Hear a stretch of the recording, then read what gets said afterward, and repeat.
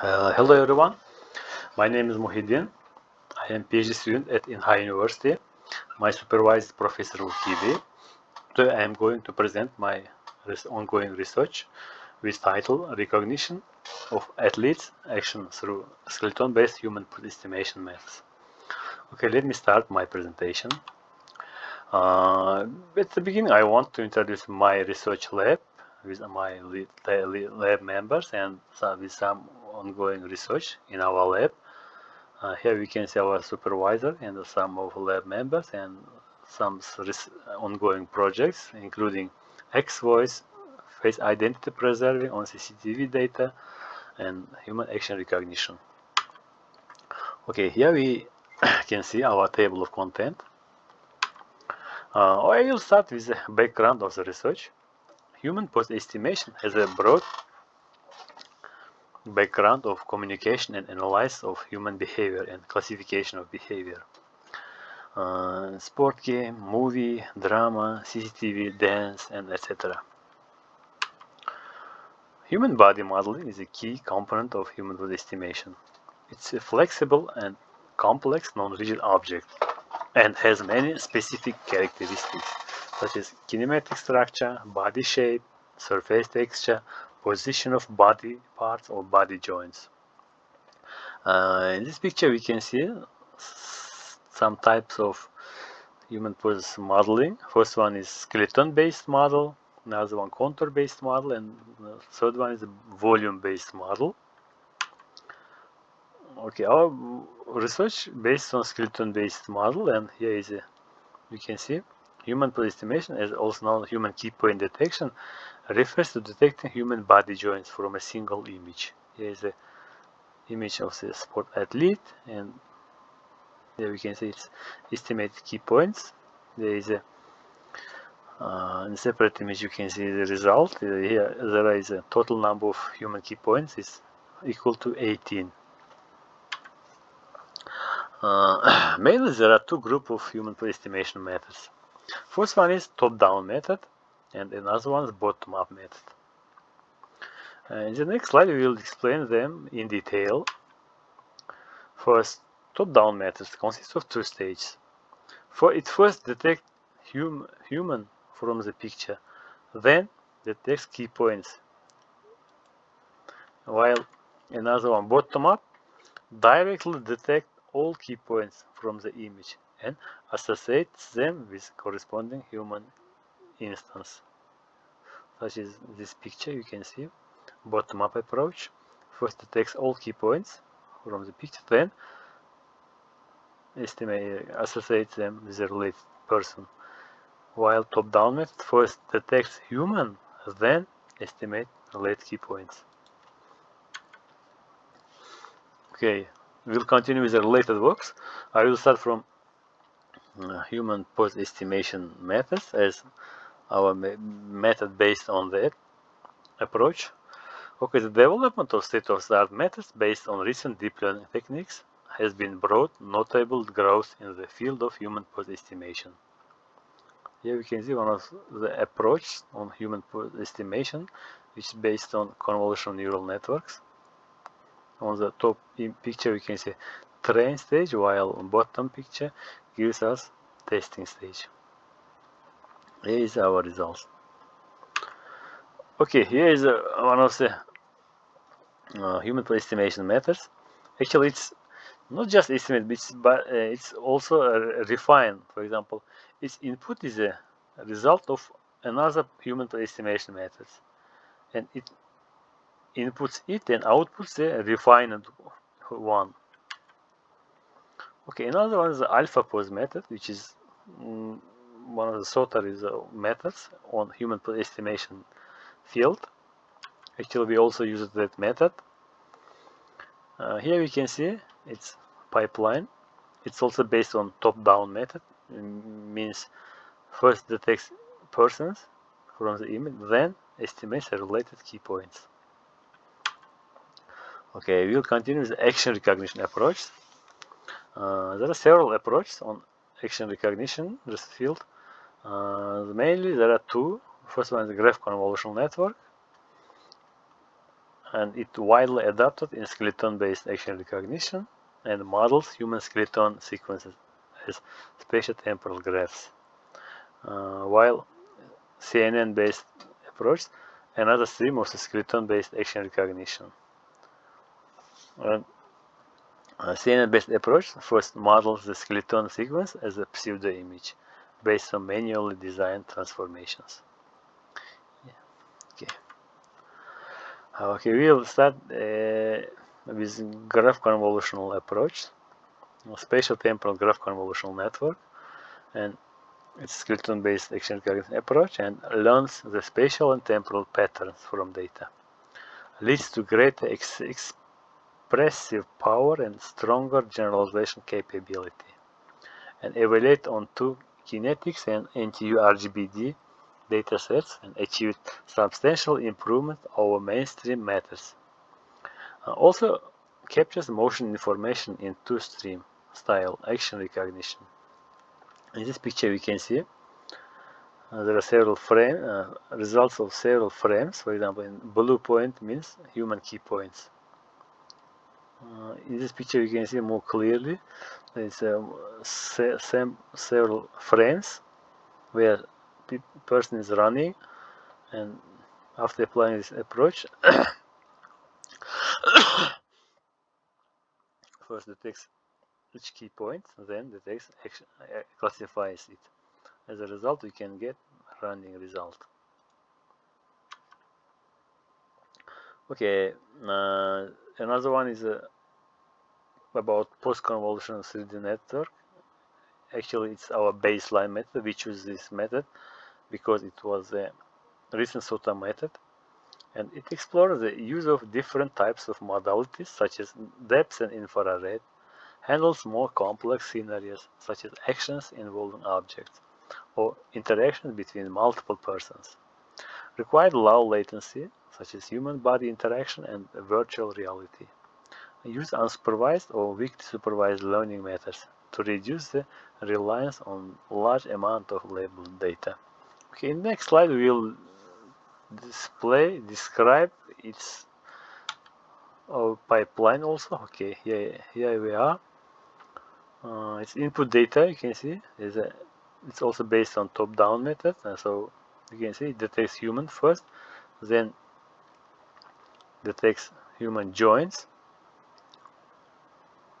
every joints here, then we can see here 2D heat maps for joints, then 2D heat maps for limbs also, here RGB image, then stacks plus pre-processing, and as a result we can get falling down human.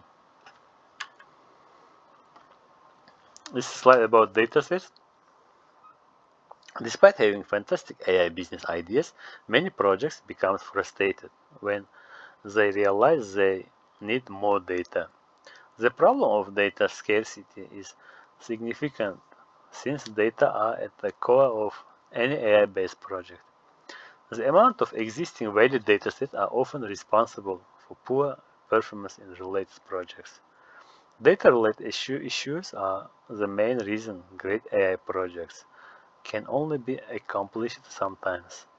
In some projects, we come to the conclusion that there is no relevant data, or the process of collecting the relevant dataset is too difficult and also very time-consuming. Among the existing AI approaches, the supervised learning ones are being successfully used to respond to a whole range of business challenges. However, these models are data hungry, and their performance relies heavily on the amount of availability of training dataset. In many cases, it's challenging to create training datasets that are large enough and sometimes are almost unavailable. To overcome the issues contained above, we have created two new datasets from athletes' action in CrossFit and figure skating activity field. Here we can see some video from CrossFit dataset. Here info about our create two datasets. First one is CrossFit and the figure skating.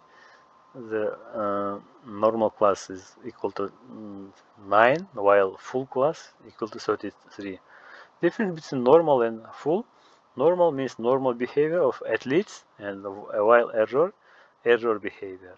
And here is for figure skating data: normal class equal to 16, while full class equal to 53. Okay, as I mentioned before, we use 26 number of key points. Okay, here is the information about data shooting environment. We use 8 cameras, so we can see different view of that environment. And while on the right side, you can see controlling desk. Here is a data shooting environment for figure skating dataset. Here also we used 8 cameras: camera 0, camera 7. Okay, here is information about CrossFit dataset. Every line we can see which camera was used to shoot this kind of amount of data, and actually for you can see raw video, refined video, selected one, and used one is here, which we use this one. And type of data is usually image, JPG format, is frame. Then after using human pose estimation, we get CSV or JSON files. Sorry. Okay, here as you can see, dataset splitting ratio for training, validation, test is 8:1:1. Here we can see some videos from our CrossFit dataset. Okay, here's information about collection of senior ratio. For example, we have 3 types of athletes, and with the action, for example, beginner athlete, intermediate athlete, or advanced athlete. And there are number of classes. We can count. It's total number of 9 normal classes. Okay, here information about figure skating data. It's also similar with the CrossFit, but different number of videos. Okay, here is information about classes of figure skating dataset. There are a total number of normal class equal to 16. This also contains beginner athlete actions, intermediate athlete actions, and advanced athlete actions. After implementing human pose estimation, in our case alpha pose method, we can get a JSON file, as I mentioned in previous slides also. Here is the content of JSON files. For example, this paragraph starts with image ID, info about first frame. For example, here you can see image ID is 0, it means first frame, second frame, and last frame. In our case, in this case, we have total number of 295 frames or pictures. And on the right side, explanation. For example, image ID means number of frame, and here category ID means if one is person, if otherwise it's equal to 0, it means they're non-person. Here's the key points. First key point means, for example, this is our key point, x coordinate for this key point, nose, and y coordinate of that key point. Then this one is confidence score. Confidence score is probability of that key point estimate correctly. Okay, and actually as is probability, it's value between 0 and 1. Okay, let's move to the next slide. Here is our proposed method. It contains several blocks, such as channel-wise spatial-temporal block, motion code embedding, human pose estimation, and post-convolution 3D. To give the proposed approach practical yet lightweight, we built a block that can encode spatial, temporal, and motion features together. It can be seen that channel-wise spatial-temporal block and motion code embedding are combined in one block, and the result extracted spatial, temporal, and motion features are concatenated. Generally, there are 2 ways to aggregate different type of data, concatenation and summation. It was experimentally found that summation works better than concatenation to fuse these two given modalities. Therefore, an element-wise summation was used to aggregate the output of the channel-wise spatial-temporal block and motion code embedding results. Okay, next slide. From this slide, we will describe each block in detail. This proposed channel-wise spatial-temporal block is developed for efficient spatial and temporal modeling. It extracts this vibrant spatial-temporal feature, which can significantly boost the performance of proposed temporal relate and action recognition for minimal computing cost. We first reshape the given data to apply channel-wise 1D convolution on the t dimension to fuse the temporal information. Then we reshape it to the original input shape and local spatial 2D convolutional with the kernel size 3 by 3. Based on the provided experiment result, channel-wise spatial-temporal block has shown that it learned that the spatial-temporal features pay more attention to the central part of the actions, while the background features are weak.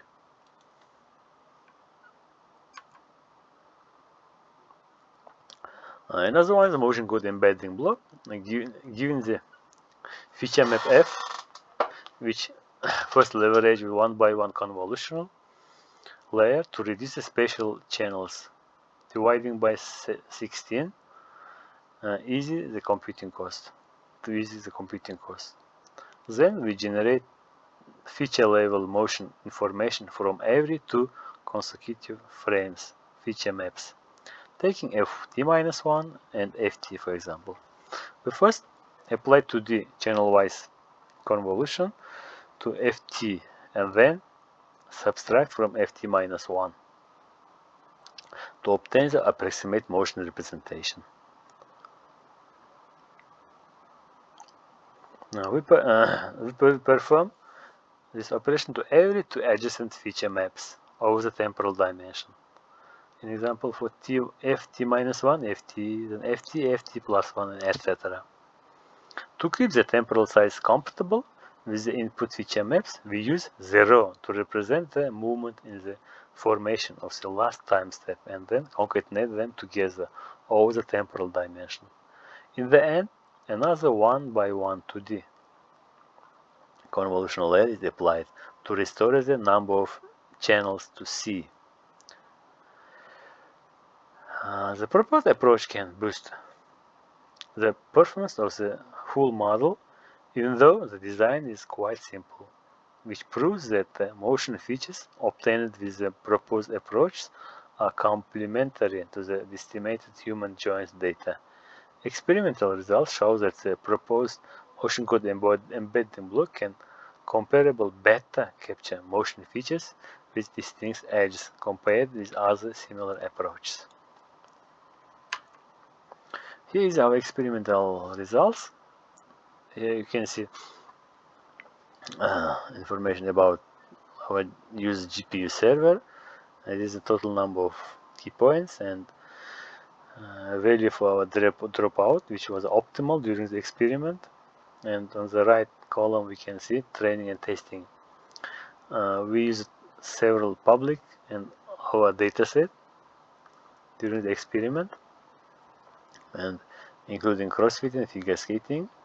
The total number of epochs in 200, and while a training lasts around 40 hours for general for figure skating full data. Here is a testing time, and you can see in the table you can see accuracy of the training our experiment result. I will explain next slide, actually this one. Okay, it's evaluation metrics. Accuracy. Accuracy is used to determine which model best identifies relationship and patterns between variables in dataset based on the input or training data. Top K accuracy is a metric that computes the number of times where the correct label is among the top K labels predicted. Mean class accuracy and mean accuracy. Here we use mean accuracy also. Mean accuracy is calculated among obtained top 1, top 3, and top 5 accuracy values. Here we can see. Also comparison with the SOTA ones and on public and our dataset. We use several SOTA models on the left field and public datasets on human action recognition field. And we can see our model outperforms all of them, and we achieved 97.2 on US F101 dataset and 84.6% on HMDB 51 dataset and 93.0% on FineGym dataset and 93.3% on NTU60 dataset and 85.15% on NTU 120 dataset, and the last one is 72.89 on kinematics 100 dataset respectively. Okay, so here is our conclusion.